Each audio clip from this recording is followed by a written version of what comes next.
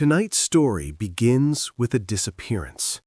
One of the most feared men in the criminal underworld simply vanished.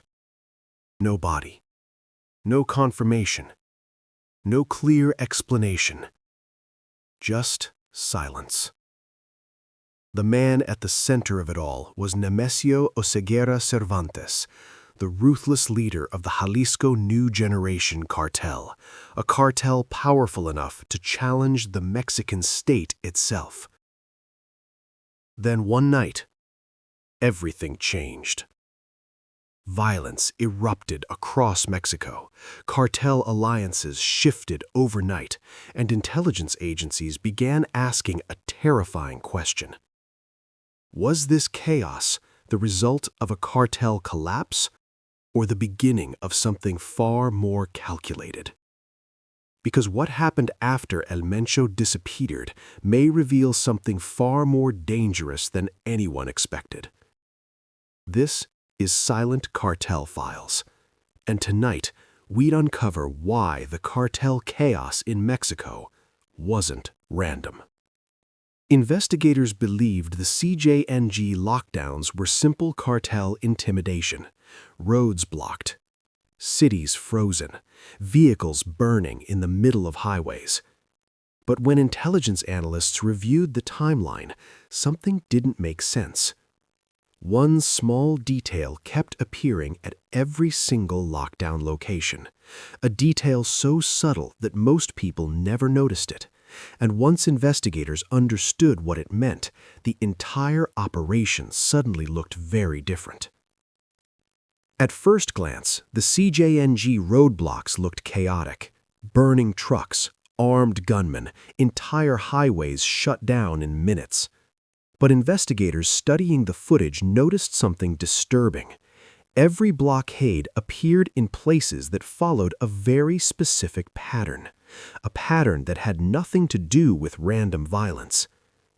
And once authorities realized what those locations had in common, they understood the lockdowns were never meant to stop civilians.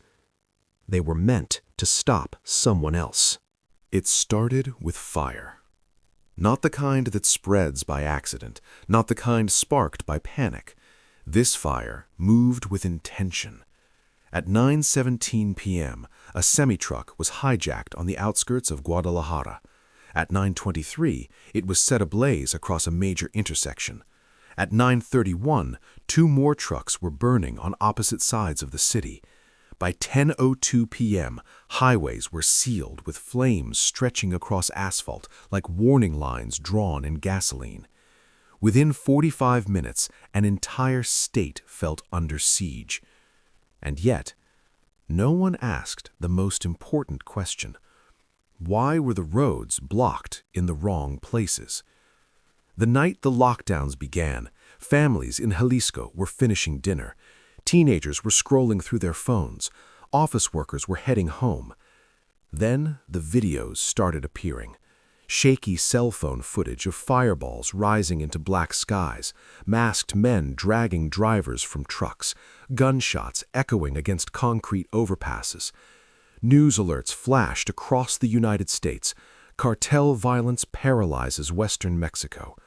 Commentators described it as chaos, retaliation, a spontaneous eruption of rage.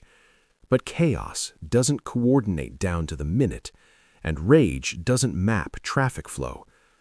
The organization blamed, the Cartel de Jalisco Nueva Generación, better known as the CJNG, has a reputation in American headlines as ruthless, explosive, theatrical.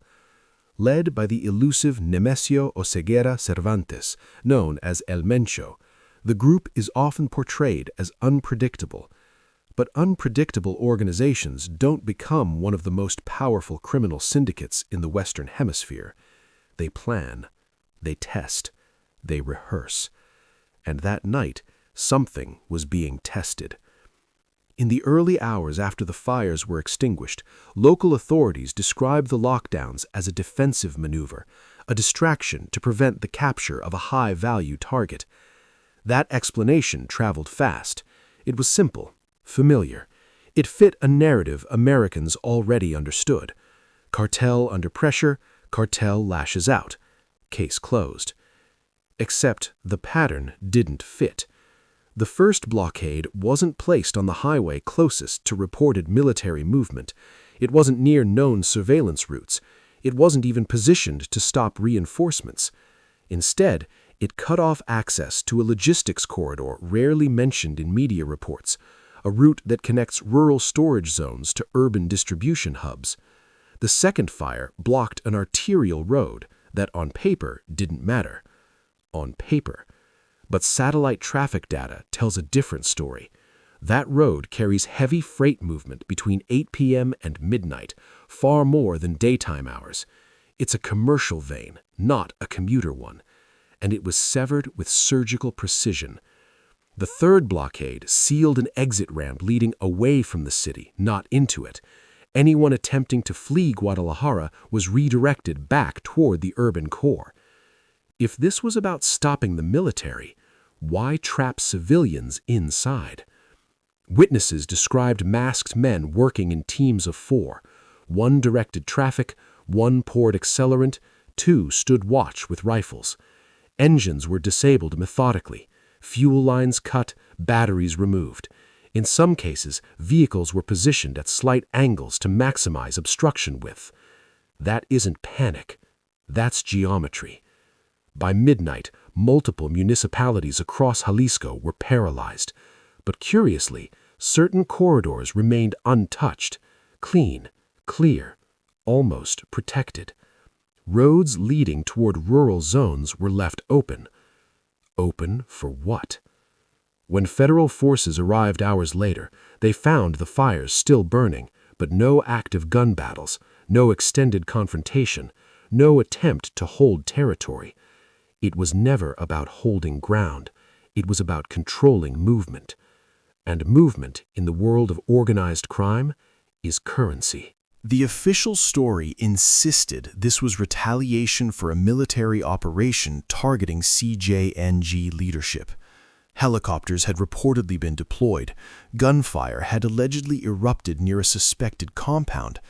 The narrative solidified quickly. The cartel responded by igniting the state. But here's what rarely gets discussed.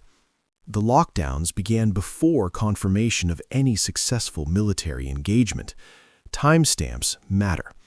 The first truck was set on fire before federal authorities publicly acknowledged any operation underway.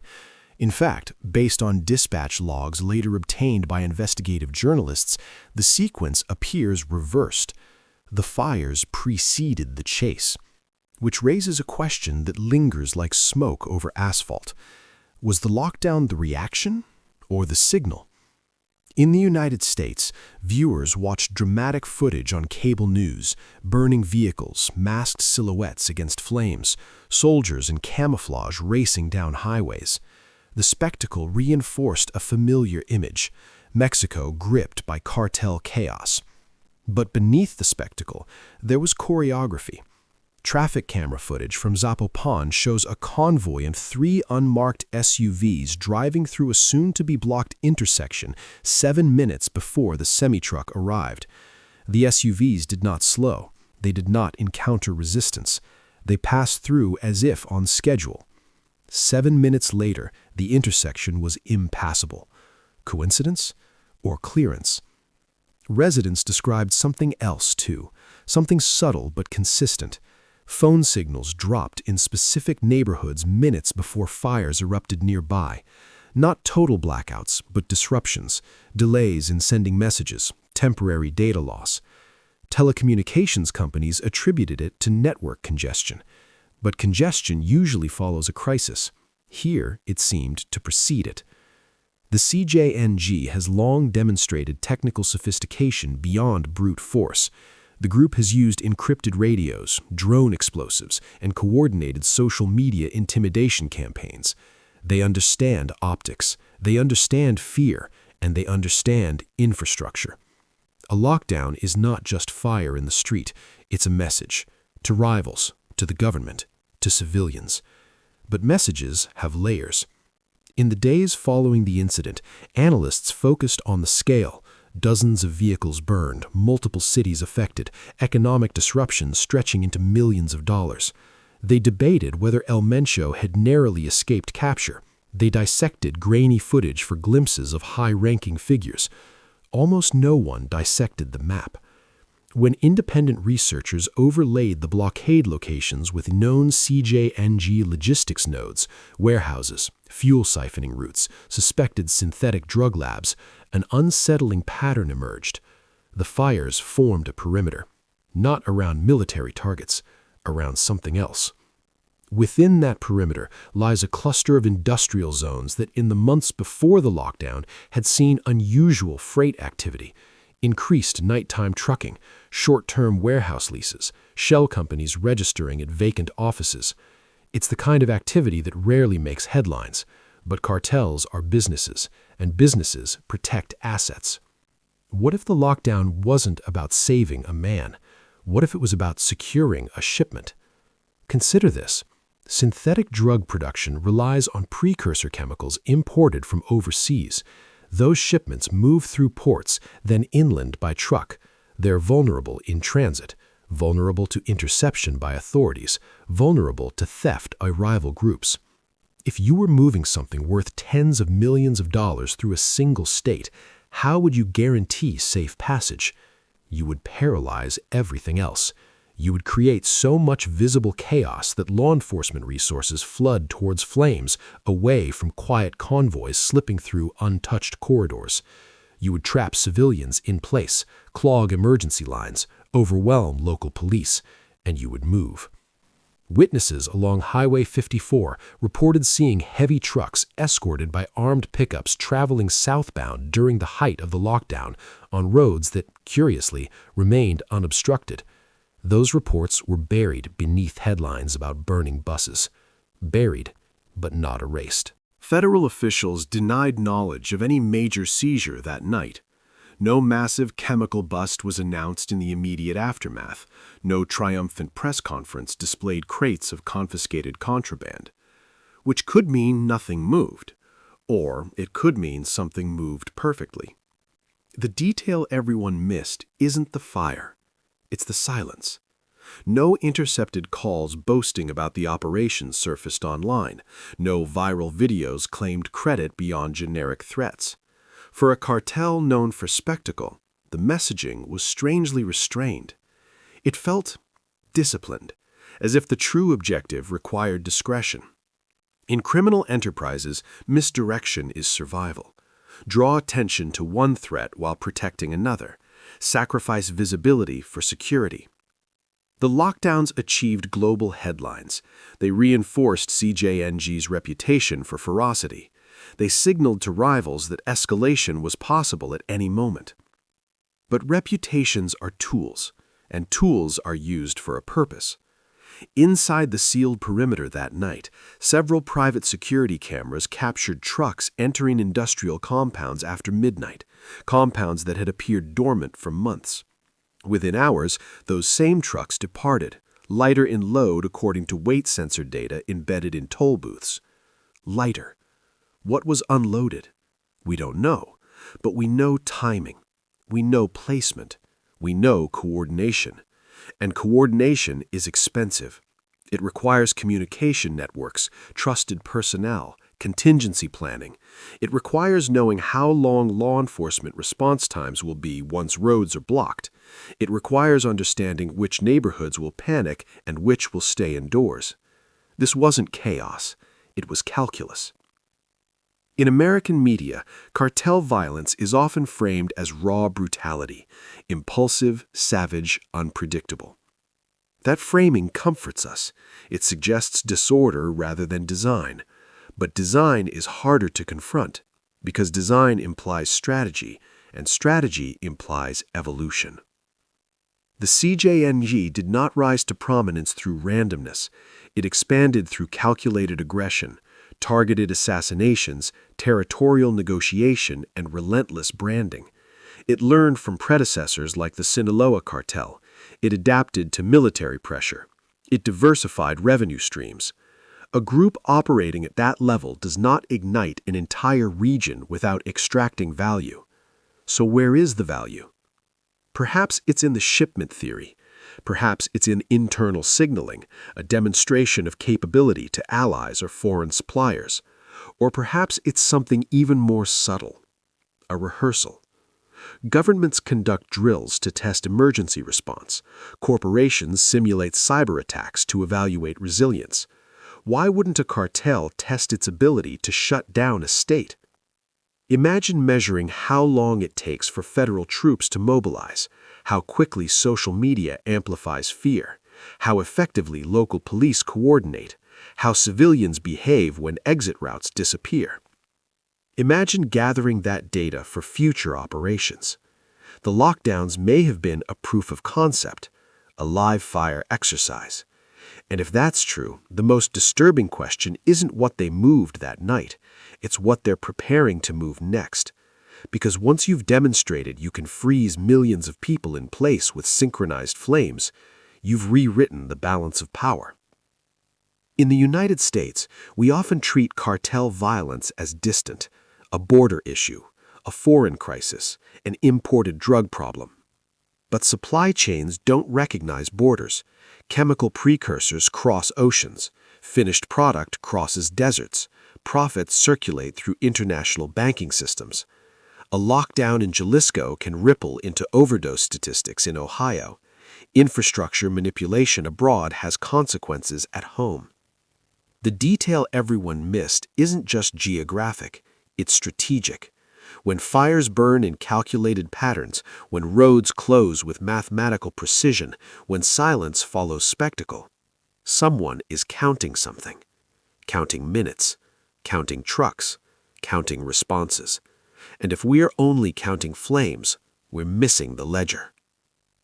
That night in Jalisco ended without a dramatic capture, no body of a kingpin displayed, no decisive victory claimed.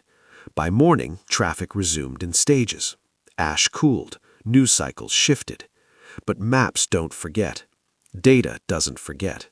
And somewhere in the quiet spaces between official statements and viral videos, a blueprint was drawn. A blueprint that suggests the lockdowns were never about chaos. They were about control. And control, once tested, is rarely surrendered. By the time the smoke cleared, the headlines had already hardened into memory. Cartel retaliation, coordinated violence, government regains control. The narrative was clean, simple, contained. But power rarely leaves fingerprints in obvious places. It leaves gaps. And when investigators began reconstructing those 48 hours, not from news clips, but from logistics data, satellite movement, shipping manifests, fuel purchase anomalies, and encrypted communications metadata, the shape of something else emerged. Not a riot, a maneuver. To understand the maneuver, you have to step away from the flames and look at the clock. The first arrest that allegedly triggered the lockdowns occurred mid-afternoon. Federal forces moved on a high-value target believed to be linked to the cartel Jalisco New Generation command structure. By early evening, rumors spread. By nightfall, highways burned. But between those two events, arrest and ignition, was a window wide enough to stage a military operation. That's the part almost nobody questioned, because retaliation suggests emotion, and emotion suggests immediacy. But this wasn't immediate. It was activated. Sources familiar with cartel logistics describe a system that mirrors corporate supply chains, regional coordinators, local enforcement cells, independent contractors paid per task, fuel purchased in advance, vehicles identified days earlier. You don't hijack dozens of vehicles across multiple states spontaneously. You identify them, track their routes, select locations with maximum visual impact and minimum strategic loss. That takes preparation, which suggests the lockdown plan may have existed long before the arrest, waiting. And here's where it gets colder.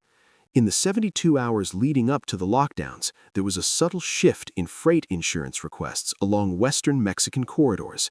Temporary holds, delayed confirmations, rerouted cargo declarations. Nothing dramatic, just enough to reduce exposure. Almost like someone knew turbulence was coming. While highways filled with smoke, something else happened, something quieter. 2 secondary border crossings experienced unexpected slowdowns not because of violence, but because personnel were redirected south to support domestic security operations. Customs resources thinned, inspection rates dipped. On paper, it looked like routine reallocation. In reality, it created timing gaps, and timing gaps are oxygen for trafficking networks. Investigators later overlaid roadblock locations with known methamphetamine production hubs tied historically to the organization led by Nemesio Oseguera Cervantes. The alignment was unsettling. Roadblocks formed outer rings, not around city centers, but around logistical corridors feeding industrial-scale labs in rural zones. It wasn't about trapping civilians. It was about buffering territory, creating temporary insulation. For what? Movement. Think about the psychology of it. If you burn a bus in a commercial district, cameras arrive. If you block a highway connecting freight depots, enforcement mobilizes. But if your true objective is to move product through a parallel artery, one not currently on fire, you benefit from the spectacle. Every police unit responding to flames is one not scanning farmland roads. Every news helicopter filming smoke is one not hovering over a warehouse district. Every citizen locked indoors reduces random observation. Chaos reduces witnesses. And then there's the digital layer. During the lockdown window, certain encrypted communication channels linked to cartel intermediaries experienced synchronized bursts of activity, followed by complete silence. Analysts describe it as pulse behavior. Short, intense instruction cycles, then blackout. That pattern doesn't align with panic.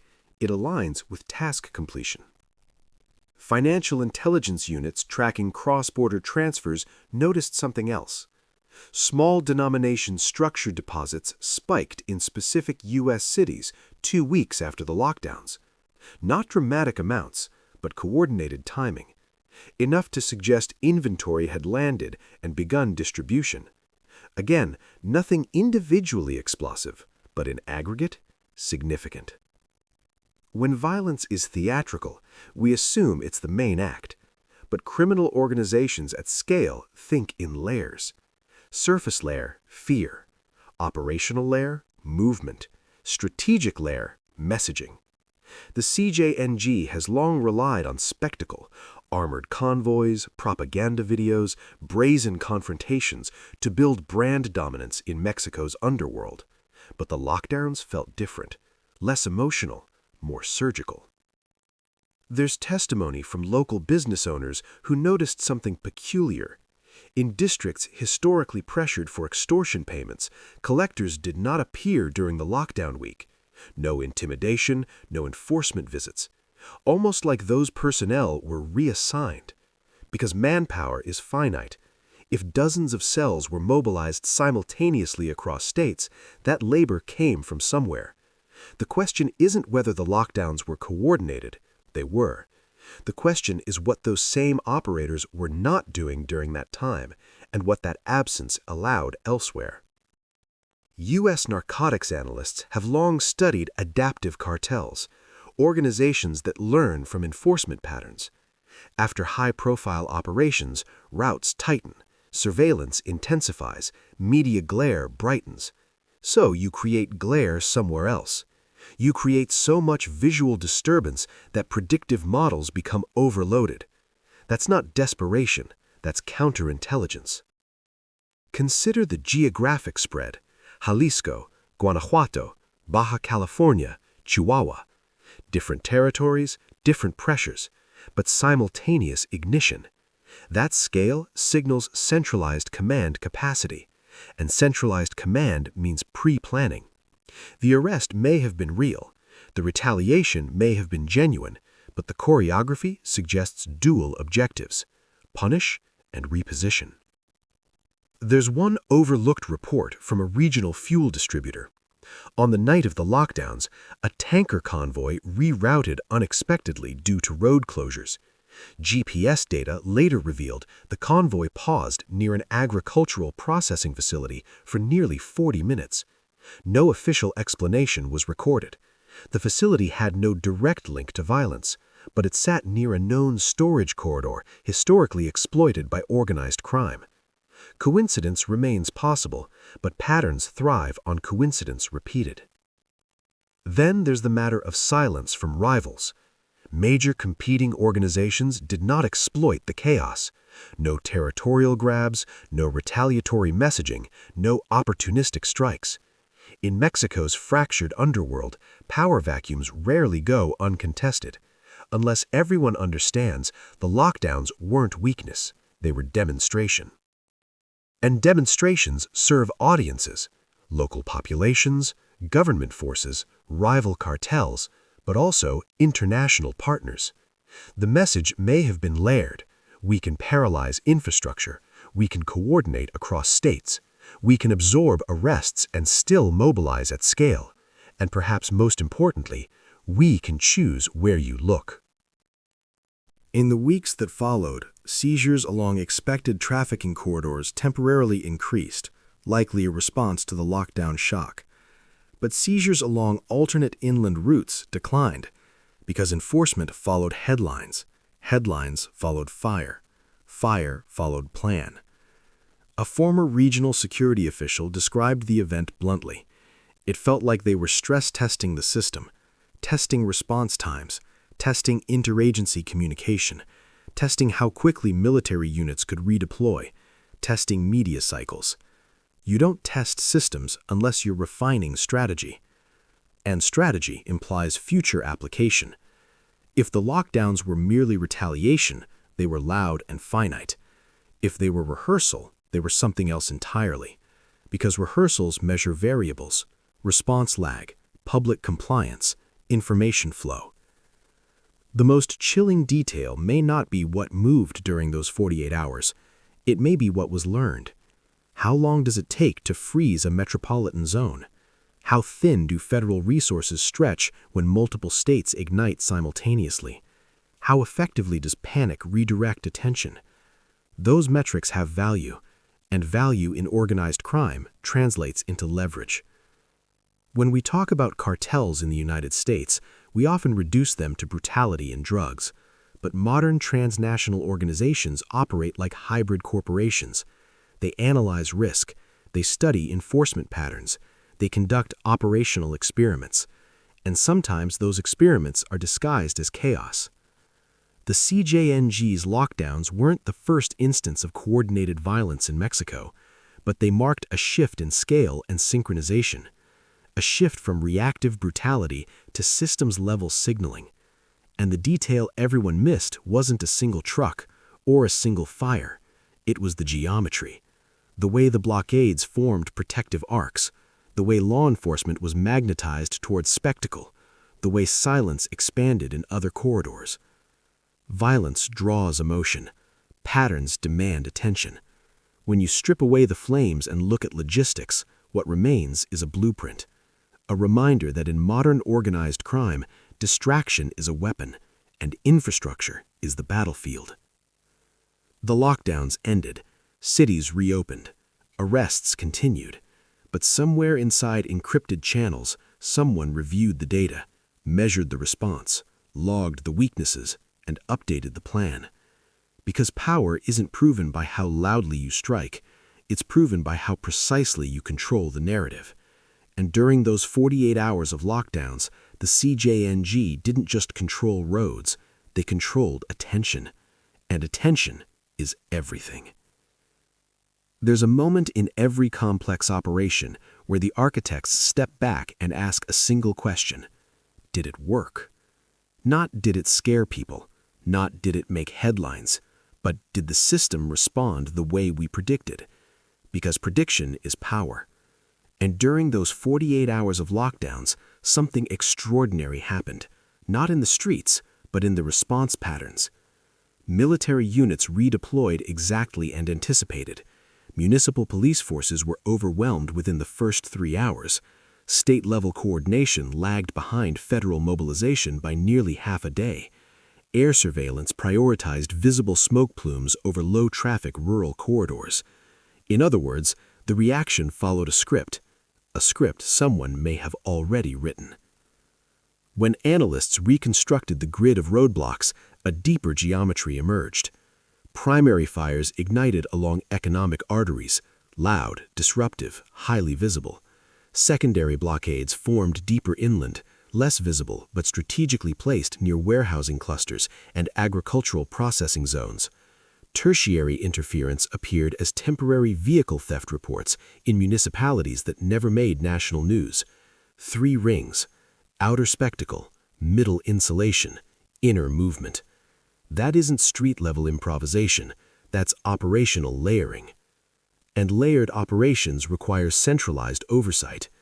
For years, the organization led by Nemesio Oseguera Cervantes has been described as decentralized but disciplined, regional cells empowered to act but tethered to strategic doctrine. Doctrine is the key word, because doctrine evolves. The early years of the Cartel Jalisco New Generation were defined by brutality, overt displays of force designed to shock rivals and intimidate authorities, armored convoys, public executions, explosive escalation. But once you've proven you can inflict violence, the next stage is proving you can calibrate it. Calibrated violence is more frightening than chaos because it implies restraint, and restraint implies control. Consider what didn't happen during the lockdowns. Hospitals were not attacked. Major commercial centers were not looted. Electrical grids were not sabotaged. Internet infrastructure remained intact. If the goal were maximum disruption, those systems were vulnerable, but they were left untouched. That restraint signals boundaries, and boundaries suggest intention. The detail everyone missed may not be a shipment. It may not be a single corridor. It may be the demonstration itself, a proof of concept, proof that coordinated paralysis across multiple states is achievable within hours. Proof that municipal response can be overwhelmed. Proof that federal forces can be diverted. Proof that public compliance can be induced with minimal direct confrontation. That knowledge has strategic value far beyond a single weekend of fire. Imagine you're planning something larger. Not retaliation, not distraction, but leverage.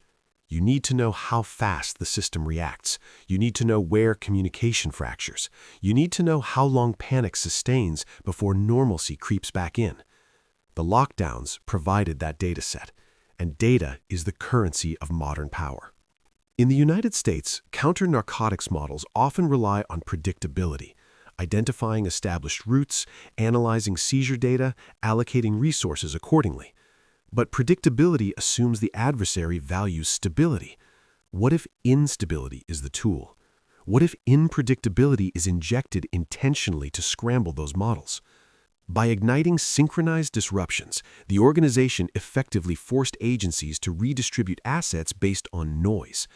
Noise clouds signal detection, and when signal detection drops, movement becomes easier. There's another dimension: narrative control. Within hours of the lockdowns, social media feeds flooded with amateur footage, burning trucks, armed men, smoke columns rising over highways. The imagery was visceral, shareable, instantly viral. The organization didn't need to issue propaganda videos.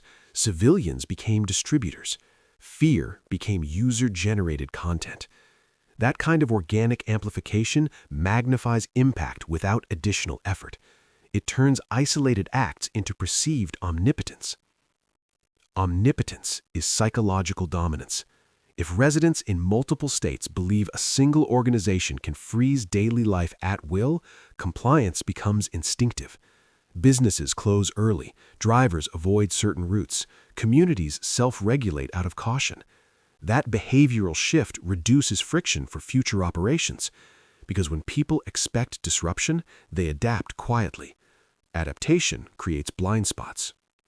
Weeks after the lockdowns, interviews with residents revealed something subtle. Many described the events not as war, but as demonstration, a show of force, a reminder. That word matters.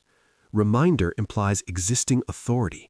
Existing authority implies embedded power structures that don't vanish when fires are extinguished. Rival organizations watched carefully. Silence from competitors wasn't accidental. When an organization displays synchronized capacity across distant territories, rivals reassess risk. They delay incursions. They fortify rather than expand. That temporary deterrence window creates breathing room. Breathing room allows consolidation. Consolidation strengthens long-term positioning. And then there's the cross-border calculus. The United States has long viewed cartel violence as either localized turf conflict or reactive escalation. But synchronized lockdowns introduce a different category: infrastructural coercion. If highways can be frozen internally, supply chains can be influenced. If supply chains can be influenced, economic pressure becomes a lever. Not necessarily to collapse markets, but to shape negotiations. Because power at scale isn't only about drugs, it's about influence. Imagine a future scenario. Increased enforcement pressure mounts. Key figures are targeted. Assets are seized. Instead of immediate violent retaliation, a coordinated demonstration unfolds again. Highways freeze. Commerce slows. Public anxiety spikes. Political pressure intensifies. Not through mass casualties, through economic tremor. That's asymmetrical leverage. And the lockdowns may have been rehearsal for precisely that form of negotiation. Rehearsals refine weaknesses. During the 48-hour window, response times were measured implicitly. Which municipalities reacted fastest? Which corridors reopened quickest?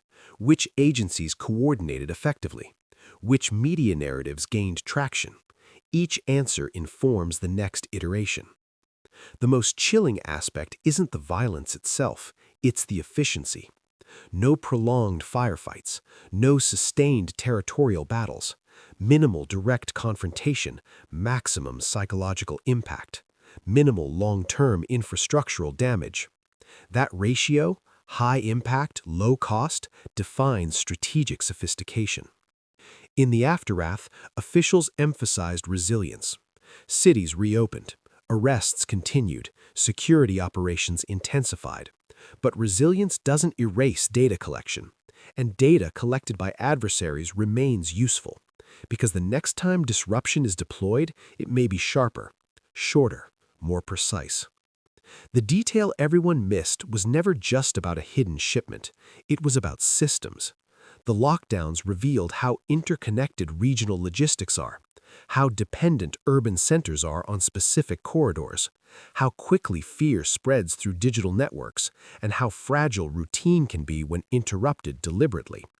Those revelations are lessons, and lessons empower whoever learns them first. In crime documentaries, we often search for a single smoking gun, a mastermind, a secret deal. But modern power rarely hinges on one dramatic revelation. It evolves through iterative testing, adjustment, calibration. The lockdowns fit that model. An experiment disguised as retaliation, a stress test masked as chaos. The fires are long extinguished, traffic flows again, daily life has resumed, but somewhere beyond public view, analysts on both sides have updated their projections. Law enforcement revised response protocols. Cartel strategists refined contingency plans. The board has shifted, even if the pieces appear the same. And that may be the most unsettling conclusion of all. The lockdowns weren't an anomaly. They were a signal, not just of force, but of capability. Capability to manipulate infrastructure, capability to redirect attention, capability to measure reaction in real time. That kind of capability doesn't disappear. It waits. For the next moment it becomes useful. Because in the end, the fire was never the weapon. The weapon was the pause. The silence on highways. The stillness in cities. The hesitation in response. The understanding that normal life could be suspended on command. And once that understanding exists, it can be leveraged. Again and again. Long after the highways reopened, the question lingered in intelligence circles. What happens if the next time isn't a rehearsal? Because the lockdowns proved something that doesn't fade with smoke. They proved scalability. Not just the ability to ignite violence, but the ability to coordinate it across geography, synchronize it across time, and withdraw it on command. And that's the kind of capability governments don't fear in the present. They fear it in the future. In the months that followed, enforcement strategies shifted quietly. Federal patrol presence increased near previously ignored secondary routes. Aerial surveillance hours were redistributed. Joint task forces expanded data sharing protocols. On the surface, it looked like adaptation. Underneath, it was acknowledgement. Acknowledgement that the architecture of organized crime had evolved.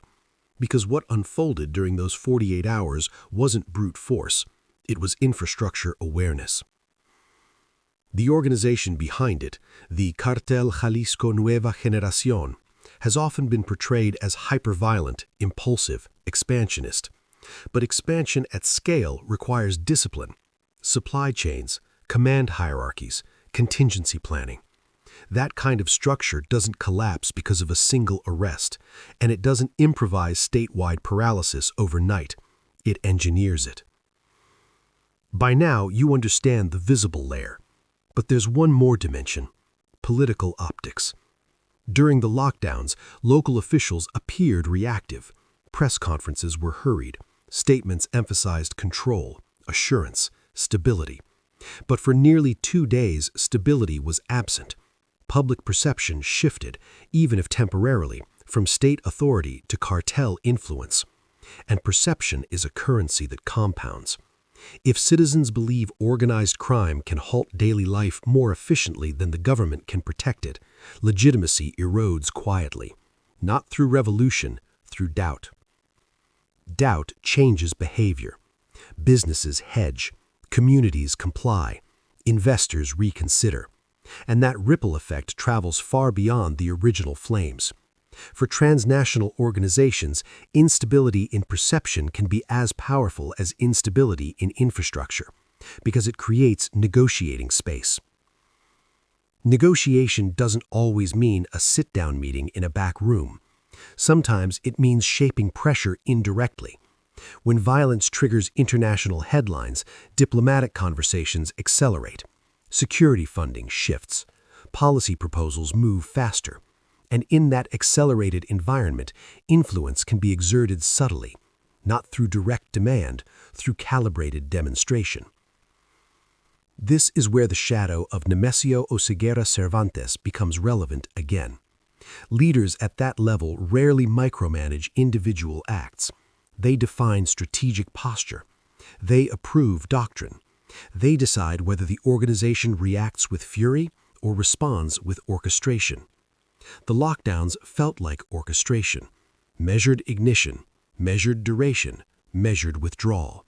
Almost as if a switch was flipped and then flipped back. And when something can be turned off deliberately, it means it was never out of control. It was controlled, which reframes the narrative entirely. Because chaos implies loss of control. Control implies leverage. Now imagine that leverage applied not only internally, but externally.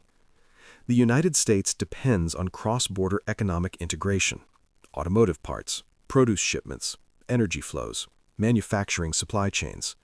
If synchronized disruptions can be triggered across key Mexican corridors, the economic ripple touches American markets within hours, even if unintentionally, even if temporarily. That interdependence creates a strategic shadow, not necessarily a threat spoken aloud, but a capacity understood by those analyzing risk. In security briefings, analysts sometimes refer to demonstrative coercion, an act designed not to achieve immediate gain, but to signal capacity for future escalation. The lockdowns fit that category with unsettling precision. They didn't seek territory. They didn't extract a ransom. They didn't demand public concessions. They displayed capability. Capability to freeze movement, capability to command compliance, capability to coordinate silently. And capability once demonstrated can be invoked without repetition because memory sustains fear. The next time rumors of arrests surface, civilians will remember. Businesses will anticipate closure. Authorities will preemptively redeploy. Even without a single match struck, That psychological echo multiplies the original impact. There's a final detail investigators debated quietly: response fatigue. During synchronized crises, resources stretch thin. Personnel work extended shifts. Equipment rotates rapidly. Logistics strain. If a second wave had occurred days later, smaller, sharper, targeted, response capacity might have been reduced. It didn't happen, but the possibility lingered, and that possibility forces agencies to prepare for cascading events. Preparation consumes budget, time, focus. In that way, a single coordinated lockdown reshapes long-term strategic planning. The more you examine it, the clearer the structure becomes. Outer ring, spectacle. Middle ring, insulation. Inner ring, movement. Strategic layer, measurement. Psychological layer, dominance. Political layer, perception. 6 layers operating simultaneously. That's not street crime, that's systems engineering. For US-based viewers watching from a distance, it's easy to see cartel violence as contained within Mexico's borders. But transnational crime doesn't recognize clean boundaries. Synthetic drug markets in American cities are fed by supply chains that pass through those very corridors. Money flows back north through layered financial networks. Every disruption, every adaptation, every rehearsal reverberates across that exchange. Which means the lockdowns weren't just a Mexican event. They were part of a hemispheric chessboard. And on that chessboard, the piece that moved most visibly wasn't the most important one. The fire was a knight, dramatic, angular, attention-grabbing. But the true shift may have been a pawn sliding quietly along a parallel file. Unnoticed, uncontested, advancing position. As the months passed, enforcement continued. Arrests were made, assets seized, public statements delivered. But the lockdowns remain a case study, cited in security seminars, analyzed in threat assessments, dissected in closed-door briefings, because they marked a transition from reactive violence to calibrated disruption, from intimidation to infrastructural manipulation. And that transition signals maturity. Mature organizations don't burn everything down. They burn selectively. They measure impact. They withdraw before overexposure. They learn. Then they adapt. So when we ask what the detail everyone missed was, it may not be a hidden convoy or a secret meeting or a single encrypted message. It was the shift in doctrine, the moment when visible chaos masked invisible coordination. The realization that organized crime at this level no longer relies solely on brutality. It leverages complexity. The lockdowns ended, but complexity remains. The highways look ordinary now. The cities hum again. But beneath that normalcy lies a demonstrated capacity, one that can be reactivated, refined, redeployed. And that knowledge changes the balance, because once you've shown you can pause a region, you don't need to prove it again. The threat lives in memory. The leverage lives in anticipation. And the detail everyone missed wasn't in the smoke. It was in the structure. When investigators finally finished reconstructing the timeline, they realized something unsettling. The lockdowns didn't just test the system, they mapped it.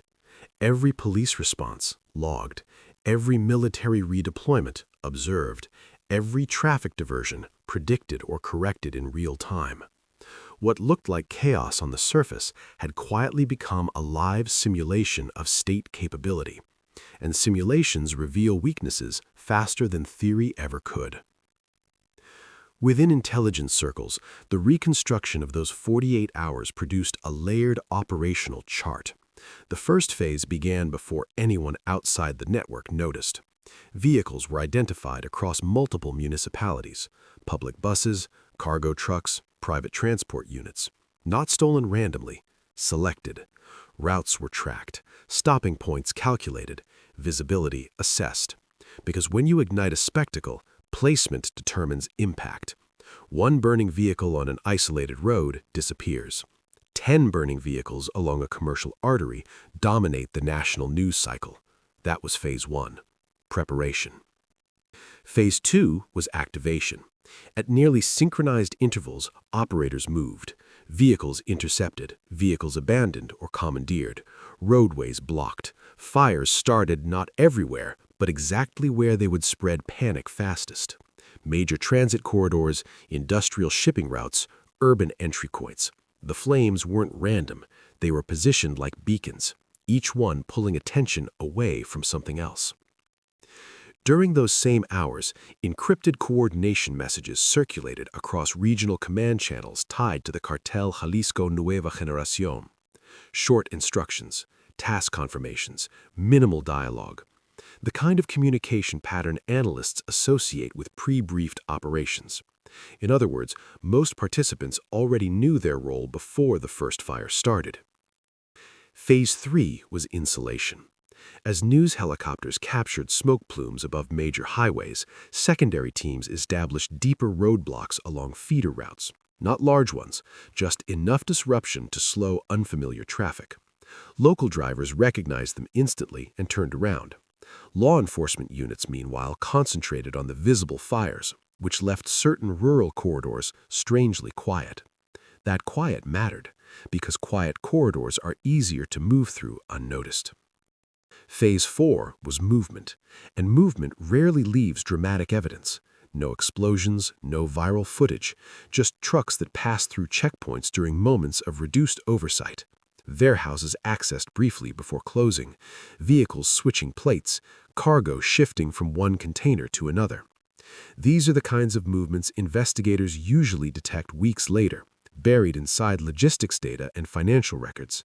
But by the time patterns appear, the cargo has already crossed borders or dispersed into distribution networks. The final phase was withdrawal. Almost as quickly as the lockdowns began, they ended. Roadblocks vanished.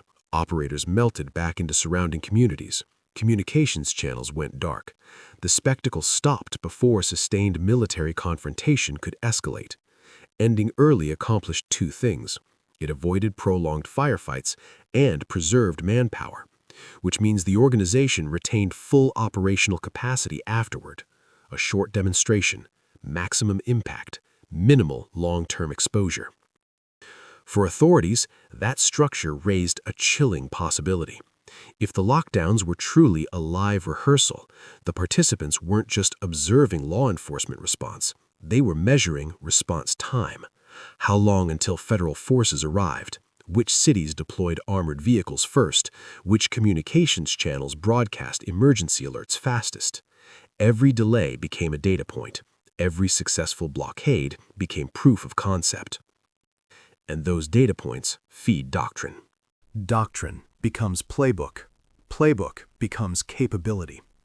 Which means the next operation, if there is one, could be sharper, more focused, more disruptive.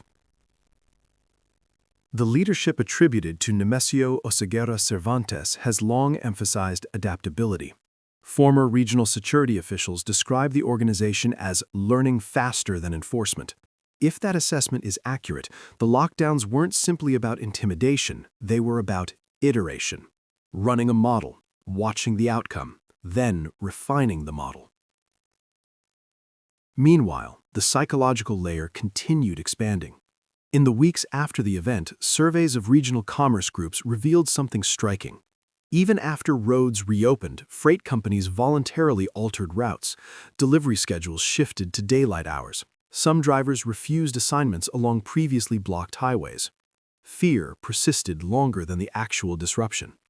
That lingering fear functioned like invisible roadblocks, and invisible roadblocks cost nothing to maintain. For criminal organizations operating across national boundaries, perception can be as valuable as territory. If people believe disruption could happen again at any moment, compliance becomes automatic. Communities stay quiet, businesses avoid confrontation, witnesses hesitate. Because unpredictability is intimidating, and intimidation reduces resistance. But the final detail investigators uncovered may be the most revealing. During the reconstruction of the timeline, analysts discovered that several key roadblocks were positioned near telecommunications relay nodes. Not close enough to damage them, but close enough to interfere with physical access. Maintenance crews couldn't reach those nodes during the lockdown window. For a few hours, network redundancy carried the load, but had those nodes failed or been targeted, large sections of communication infrastructure could have degraded. It didn't happen, but the positioning suggested awareness of where digital infrastructure intersects with physical logistics, which means whoever designed the operation understood not just roads, but systems. And that's what separates street-level violence from strategic disruption. Strategic disruption studies dependencies, traffic flow, energy lines, data relay points, freight corridors. When those dependencies are mapped, it becomes possible to create paralysis without widespread destruction, just pressure in the right places. Security analysts reviewing the lockdowns described them as a systems-level event, an event where infrastructure, psychology, media, and logistics intersected simultaneously. That complexity is difficult to orchestrate without centralized planning, and centralized planning suggests organizational maturity. For viewers in the United States, the implications extend beyond the border. Synthetic drug markets in American cities are supplied by networks that originate deep within Mexican production zones. The same logistical corridors that carried those shipments intersect with the highways that burned during the lockdowns, which means disruptions in one domain inevitably influence the other. Markets react, prices fluctuate, distribution routes shift, transnational crime adapts. And adaptation is the constant. Law enforcement develops new strategies. Cartels evolve countermeasures. Each side studying the other, each side refining tactics. The lockdowns were one move in that long game, a visible one, but not necessarily the most consequential. Because the real outcome wasn't the fires, it was the lesson, a lesson about attention. Attention is finite. Authorities chase the loudest threat. Media amplifies the most dramatic images. Citizens respond to the most immediate fear, all of which creates openings elsewhere. The architects of the lockdowns understood that principle. They didn't need to control everything. They only needed to control where people looked. And during those 48 hours, the world looked exactly where the fires were burning, which means everything happening outside those flames remained largely unseen. So when we ask what the detail everyone missed was, the answer may be simpler and more disturbing than expected. It wasn't hidden inside the smoke, it was hidden inside the silence surrounding it. Because while the highways burned, other roads stayed empty, other warehouses stayed quiet, other routes stayed open, and in operations like this, silence is rarely accidental, it's engineered. When investigators finally finished reconstructing the timeline, they realized something unsettling. The lockdowns didn't just test the system, they mapped it. Every police response, logged. Every military redeployment, observed. Every traffic diversion, predicted or corrected in real time. What looked like chaos on the surface had quietly become a live simulation of state capability. And simulations reveal weaknesses faster than theory ever could. Within intelligence circles, the reconstruction of those 48 hours produced a layered operational chart. The first phase began before anyone outside the network noticed. Vehicles were identified across multiple municipalities, public buses, cargo trucks, private transport units. Not stolen randomly, selected. Routes were tracked, stopping points calculated, visibility assessed, because when you ignite a spectacle, placement determines impact. One burning vehicle on an isolated road disappears. 10 burning vehicles along a commercial artery dominate the national news cycle. That was Phase 1, preparation. Phase 2 was activation. At nearly synchronized intervals, operators moved. Drivers intercepted. Vehicles abandoned or commandeered. Roadways blocked. Fires started, not everywhere, but exactly where they would spread panic fastest. Major transit corridors, industrial shipping routes, urban entry points. The flames weren't random. They were positioned like beacons, each one pulling attention away from something else. During those same hours, encrypted coordination messages circulated across regional command channels tied to the Cartel Jalisco New Generación. Short instructions, task confirmations, minimal dialogue, the kind of communication pattern analysts associate with pre-briefed operations. In other words, most participants already knew their role before the first fire started. Phase 3 was insulation. As news helicopters captured smoke plumes above major highways, secondary teams established deeper roadblocks along feeder routes. Not large ones, just enough disruption to slow unfamiliar traffic. Local drivers recognized them instantly and turned around. Law enforcement units, meanwhile, concentrated on the visible fires, which left certain rural corridors strangely quiet. That quiet mattered, because quiet corridors are easier to move through unnoticed. Phase 4 was movement, and movement rarely leaves dramatic evidence. No explosions, no viral footage, just trucks that passed through checkpoints during moments of reduced oversight. Warehouses accessed briefly before closing, vehicles switching plates, cargo shifting from one container to another. These are the kinds of movements investigators usually detect weeks later, buried inside logistics data and financial records. But by the time patterns appear, the cargo has already crossed borders or dispersed into distribution networks. The final phase was withdrawal. Almost as quickly as the lockdowns began, they ended. Roadblocks vanished. Operators melted back into surrounding communities. Communications channels went dark. The spectacle stopped before sustained military confrontation could escalate. Ending early accomplished two things. It avoided prolonged firefights and preserved manpower, which means the organization retained full operational capacity afterward. A short demonstration, maximum impact, minimal long-term exposure. For authorities, that structure raised a chilling possibility. If the lockdowns were truly a live rehearsal, the participants weren't just observing law enforcement response, they were measuring response time. How long until federal forces arrived? Which cities deployed armored vehicles first? Which communication channels broadcast emergency alerts fastest? Every delay became a data point. Every successful blockade became proof of concept. And those data points feed doctrine. Doctrine becomes playbook. Playbook becomes capability, which means the next operation, if there is one, could be sharper, more focused, more disruptive. The leadership attributed to Nemesio Oseguera Cervantes has long emphasized adaptability.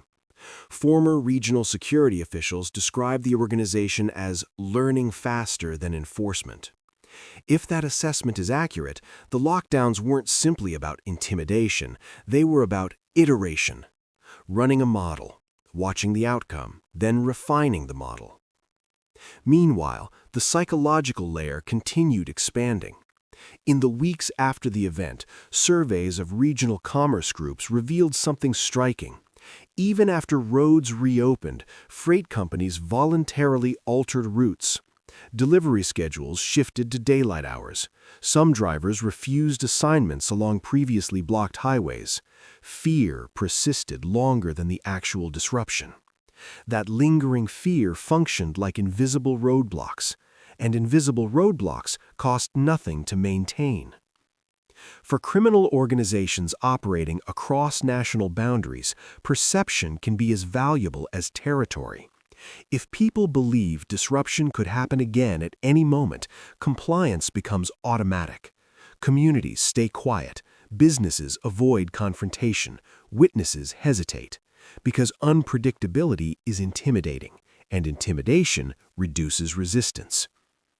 But the final detail investigators uncovered may be the most revealing. During the reconstruction of the timeline, analysts discovered that several key roadblocks were positioned near telecommunications relay nodes.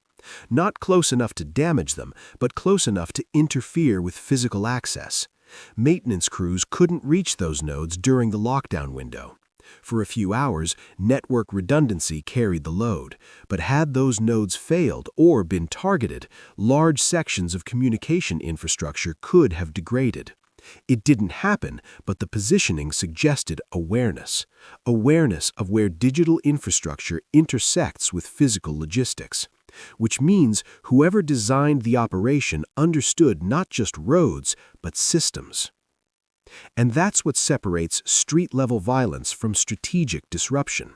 Strategic disruption studies dependencies, traffic flow, energy lines, data relay points, freight corridors.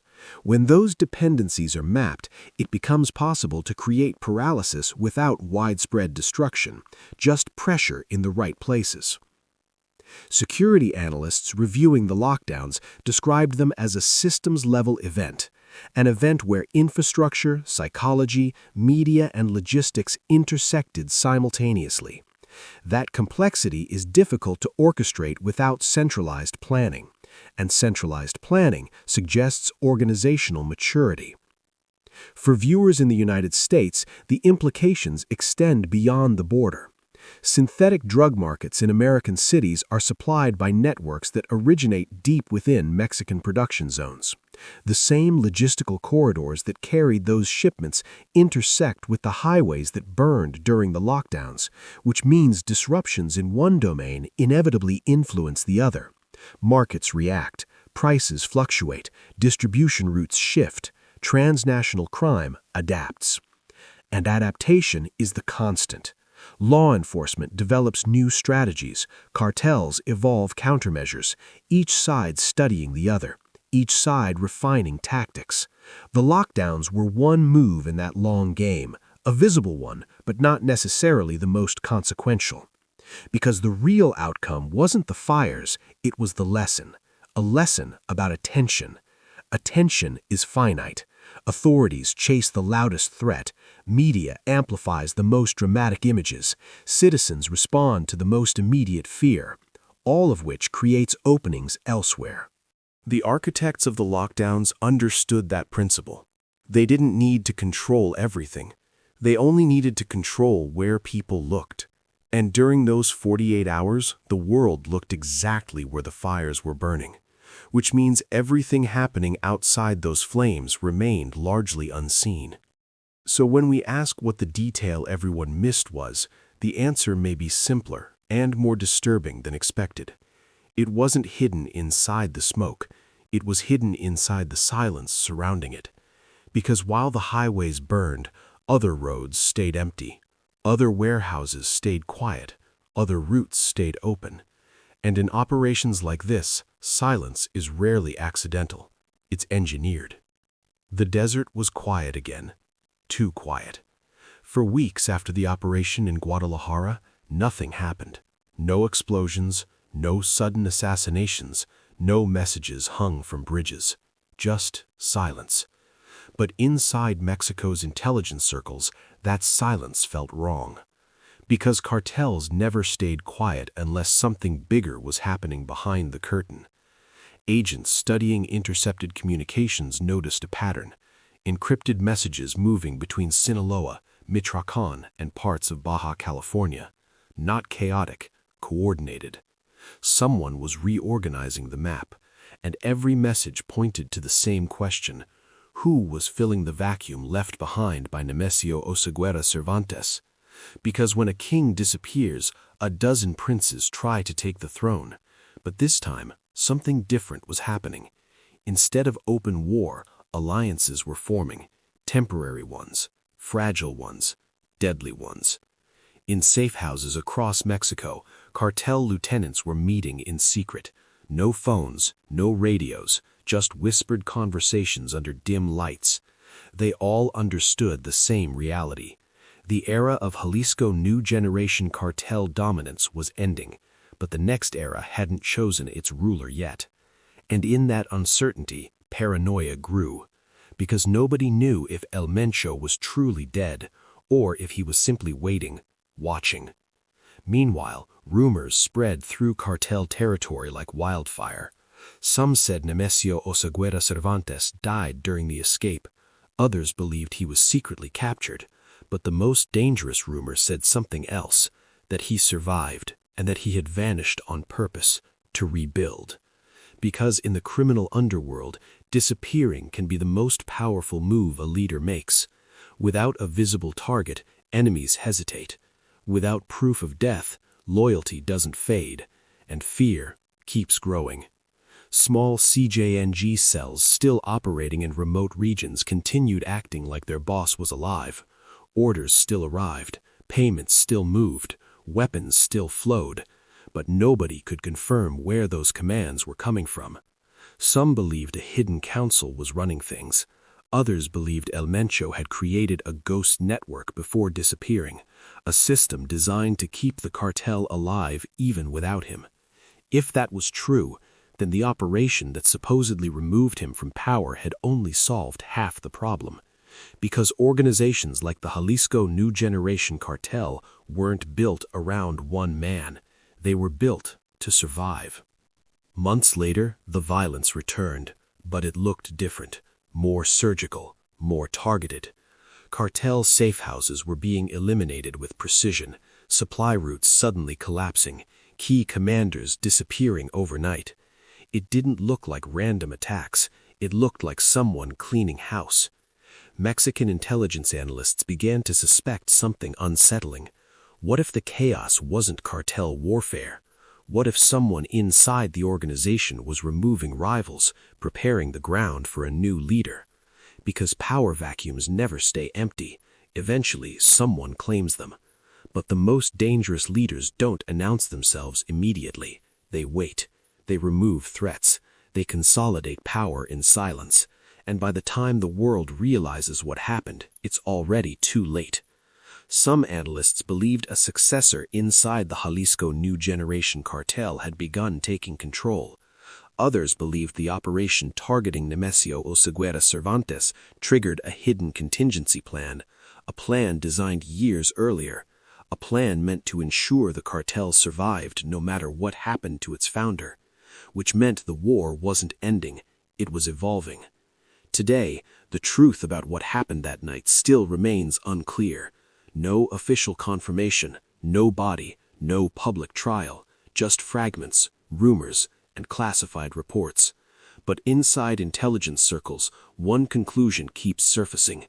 The chaos that followed wasn't random. It was the result of a carefully calculated strike, one designed to destabilize a criminal empire. But empires don't disappear overnight. They adapt, they hide, they rebuild. And somewhere in the shadows of Mexico's underworld, the legacy of Nemesio Oseguera Cervantes may still be shaping the future of the Jalisco New Generation Cartel. Because in the cartel world, silence doesn't mean peace. Sometimes it means the next storm is already coming. For days, the CJNG lockdowns looked like pure chaos. But once investigators connected the final pieces, the truth was far more unsettling. The roadblocks weren't random, they weren't desperate, they were coordinated, and they were hiding something, something that the cartel didn't want the public or their enemies to see. Because the real story behind the CJNG lockdowns may reveal just how far cartel power truly reaches, and what we uncovered tonight may only be the beginning. This is Silent Cartel Files, and if you want to understand the hidden operations behind the world's most dangerous cartels, make sure you subscribe, because the next case is even darker.